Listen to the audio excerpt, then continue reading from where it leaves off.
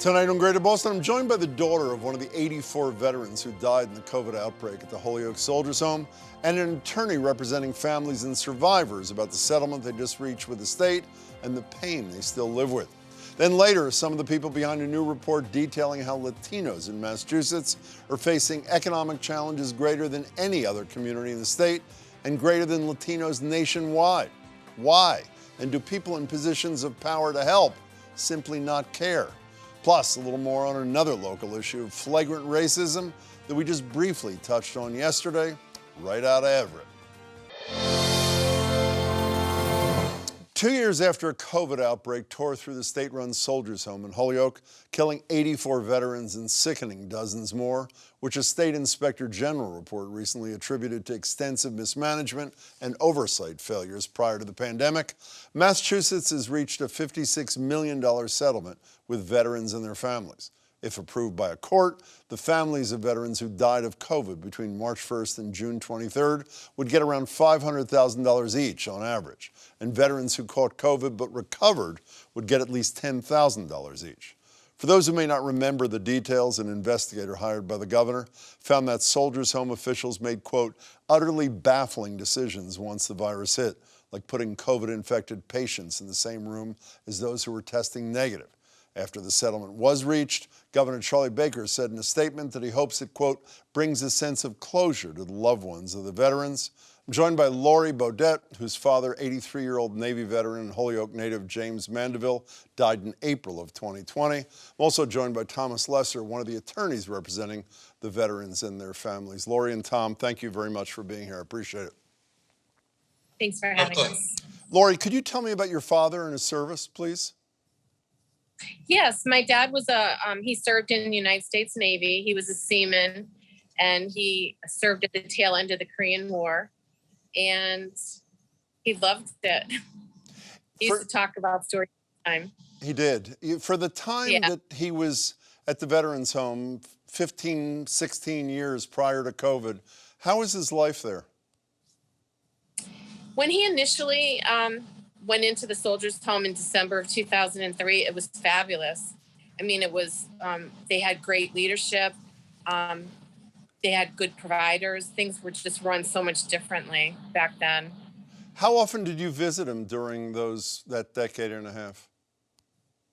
Every day. Every single day? Yep. Okay, and then March 13th of 2020 came, and that was the last time you saw him for a month. The month later, I think it was April 12th, what happened? Yes.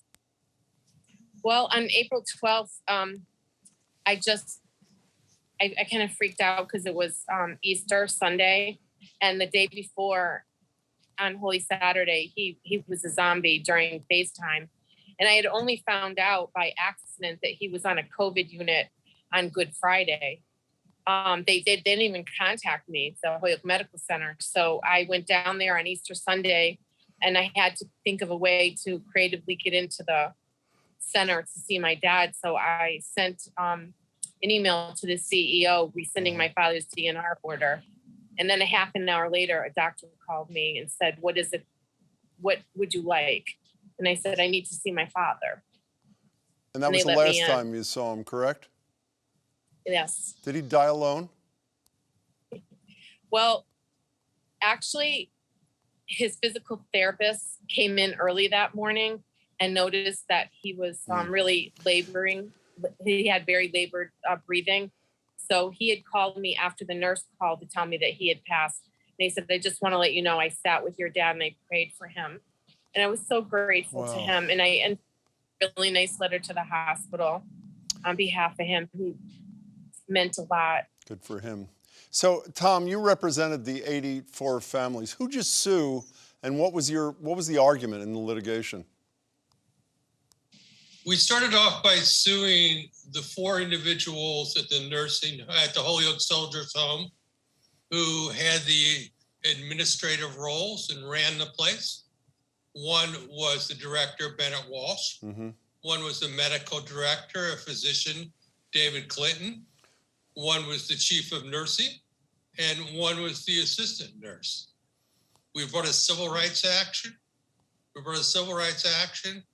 because we felt like they'd been deprived of their constitutional rights. My understanding is you subsequently amended your complaint, please correct me if I'm wrong, to include Secretary of Health and Human Services Sutters. Why'd you do that?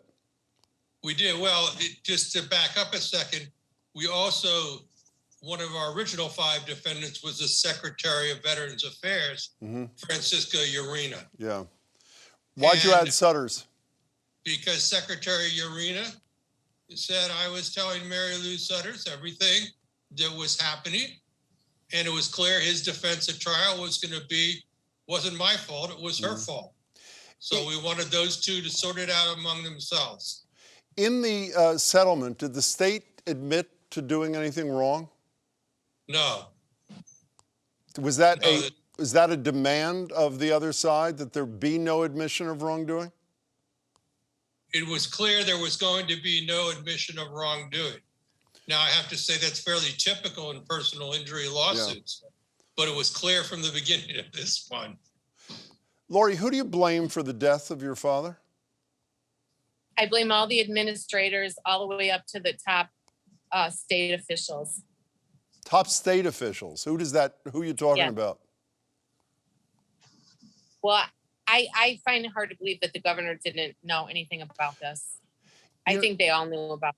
You were quoted, I believe it's in the Boston Globe, and if I'm wrong, my apologies, as saying that as soon as Walsh was picked, you knew that he was the wrong choice. How did you reach that conclusion? Well, first of all, he was extremely immature and he always had his cell phone in his face. He acted like a teenager. And when they had a welcoming reception at the Soldiers Home for him, he told his the veteran residents that he wanted to be called Lieutenant Colonel Bennett Walsh. All the other previous superintendents were very friendly and were on a first name basis and treated their elders with respect. But he just had this huge ego. And you're quoted also in that same story as saying you didn't know till much later that Walsh was the only name forwarded to the governor's office of the 3 names that had been recommended. What was your reaction to that? I was shocked. I mean, but then, I know the politics here in Springfield. His family is extremely politically connected. The governor was on WBUR the other day. We've actually spoken a lot on our radio show with the governor about this through the years, but he was on BUR the other day, and he said that he tried to call roughly 100 families affected by the Holyoke Soldiers Home disaster, reached about 80 of them. Was yours one of them, Laurie? Yes. And what was that conversation like? Very scripted. What does that mean? Because he said the same thing to every family member. And once I was kind of offended because once he learned that my dad was a Navy veteran, he started talking about his father, and he monopolized the conversation because his dad is a Navy veteran and he's alive in a long-term care institution out in the eastern part of the state. Tom, I mentioned at the beginning that the governor said after the settlement was reached that he hoped it brought closure to the families of those who died. Did it bring closure to your clients? Well, I represent a large number of clients.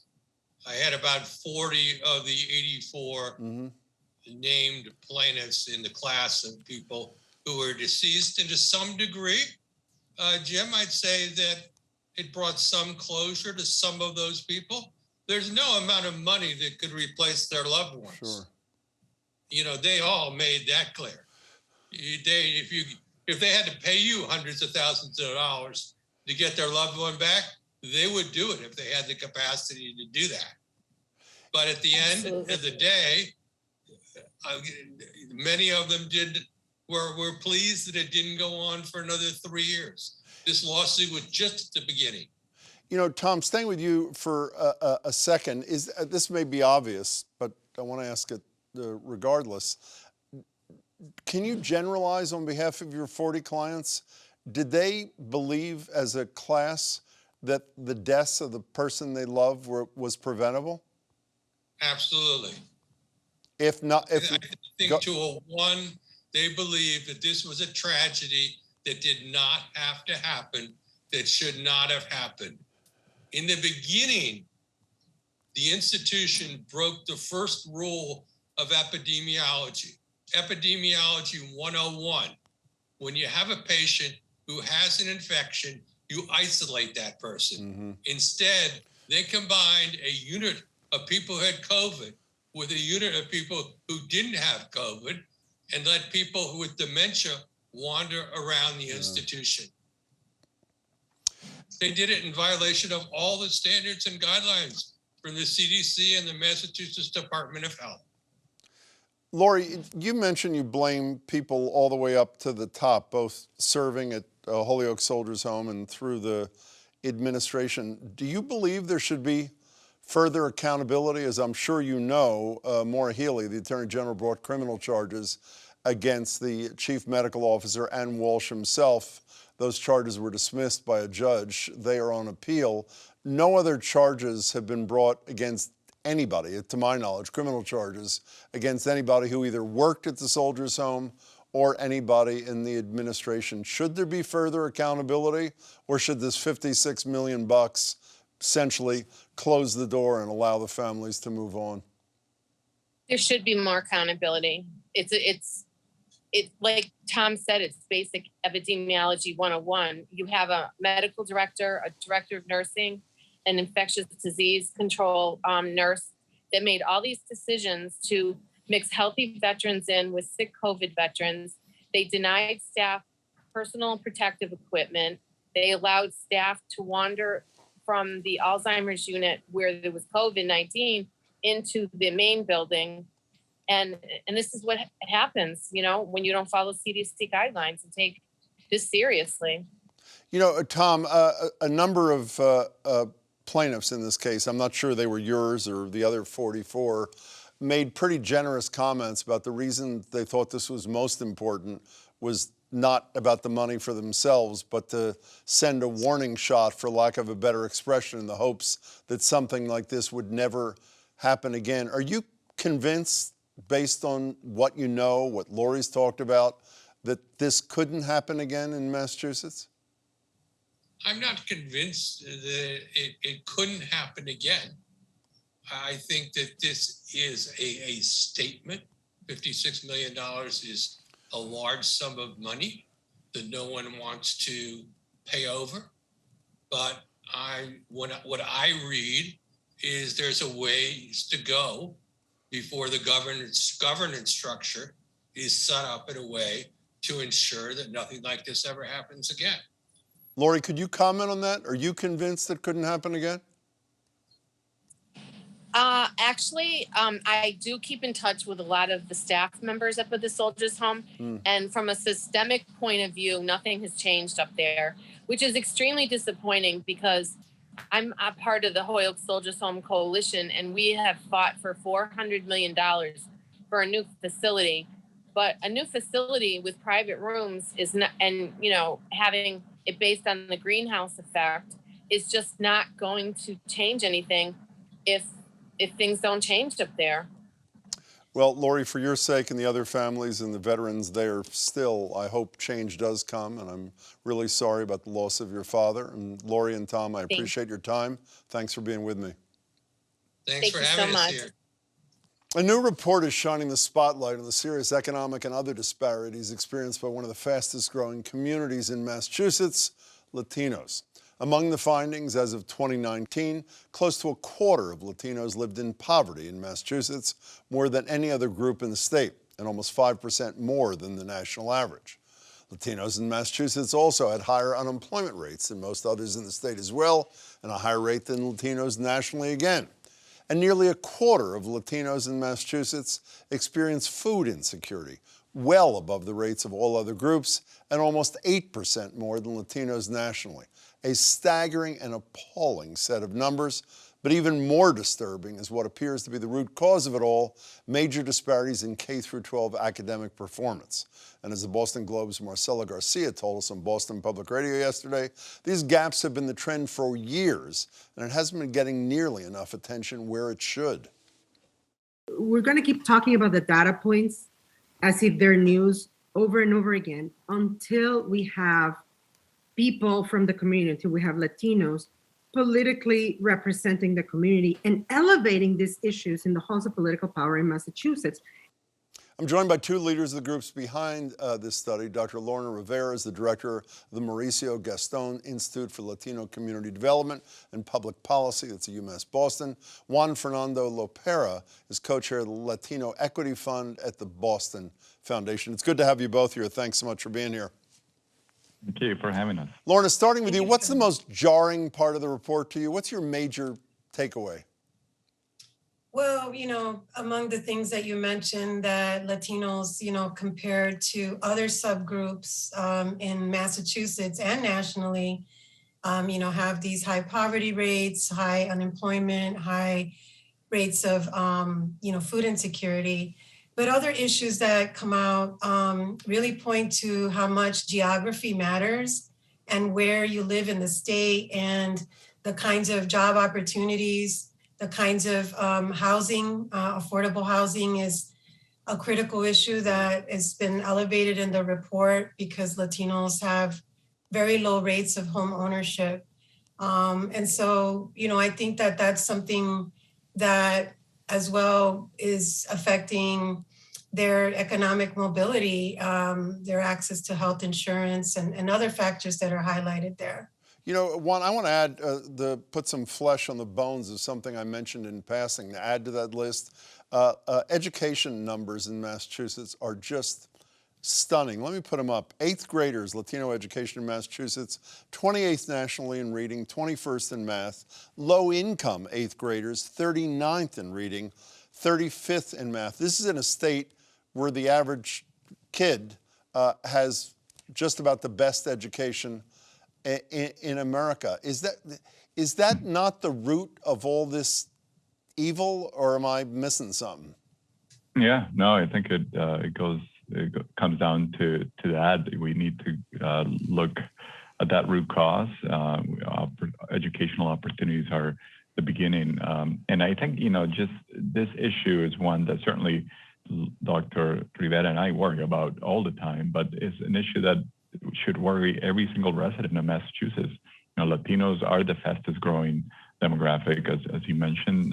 There's 800,000 of us, so there's such a asset narrative to this that we need to look at, so that we're all solving for this issue across every public-private segment of our economy, because the economic prosperity for Massachusetts is inextricably linked to the prosperity of the Latino community.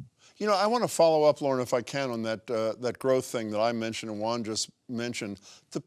This is amazing. Since 1980, 92% of the population of growth in the city of Boston, almost all of it, is the Latino population. And then you look, I want to put a study up from the Federal Reserve, the Color of Wealth study in Boston from 2015. I would bet that every viewer of this show could recite without me putting it up, because we've all heard it 1,000 times. White families' wealth average 247 grand, black $8. Right in there, that I almost never hear mentioned, Puerto Rican wealth, even lower than blacks, 3,000. Dominican family wealth, 0, and that is not a typo. Unless I'm wrong, why have those two numbers been so thoroughly ignored in the retelling of that sad tale from that research? Well, again, I think that when we think about some of the data, we don't do a proper analysis by breaking it down by subgroups. And even if we say Latinos, we're not recognizing that diversity of Latinos, that there are particular historical circumstances that affect their migration. And Dominicans are really, in the DR, really struggling, and they're migrating. They're at our border right now, at the Mexican border. And so Puerto Ricans too have suffered so much since Hurricane Maria. The island is in a financial mess. And so we continue to also see, displacement of Puerto Ricans coming here still. as well as all these other Central American groups that are escaping poverty. You know, So we don't capture that in these statistics, right? We don't break it down like that. But that which, I guess what I'm saying is that which we did break down in a survey that practically everybody in Greater Boston has memorized, you almost never hear it broken down beyond white versus black. Never Puerto Ricans, never Dominicans, at least in my experience. You know, Juan, when Marcela Garcia was, I just played a little sound from her on the show yesterday, she said it's all about elected power. She mentioned that the Gastón Institute did a study, 68 total Latino elected officials statewide, most of whom are on school boards, only 8 Latino elected officials on Beacon Hill, 6 in the House, 2 in the Senate. Do you subscribe to her notion? Is there can be a lot of talking and a lot of research and a lot of policy promulgation, but until Latinos have political power, we're not going to get from here to there? Yeah, certainly. I think that's spot on. Representation matters, and you know we need Latino representation certainly in the public sector and in government, in the private sector as well. It's critically important. I think policy moves can move these trends that we're seeing. You know, when I think about the great work, and she joined us last week when we did the release of the Boston Indicator report that we're quoting these numbers from. But Secretary Acosta, you know, having her lived experience and her understanding of the Latino community needs is so important. You know, she mentioned the 220,000 jobs across the Commonwealth that currently exist, and made a very clear connection to the only way we're going to fill those jobs is by having more of our Latinos, upskilling our Latino workforce.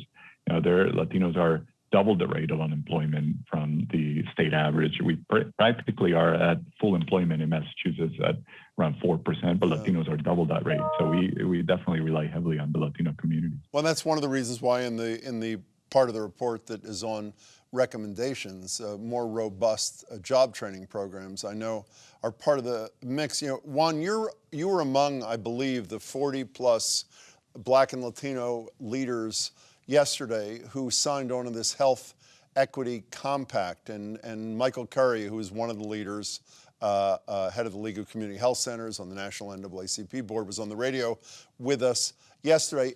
There will be specific legislation proposed not only to address health inequities as such, but the social determinants that essentially create or at least help advance those inequities, correct? Sometime in 2023. Yeah, that's right. Yeah, no, it was it's a historic moment to have that much representation. You know, as you stated, 40 plus Black and Latino leaders in healthcare saying we have to seize this moment. We have to advance health equity through policy, also through each of our individual organizations. I work at Beth Israel Health, and there's a lot we can do in this large system where we have a lot of opportunity to tap into the Latino talent that's out there.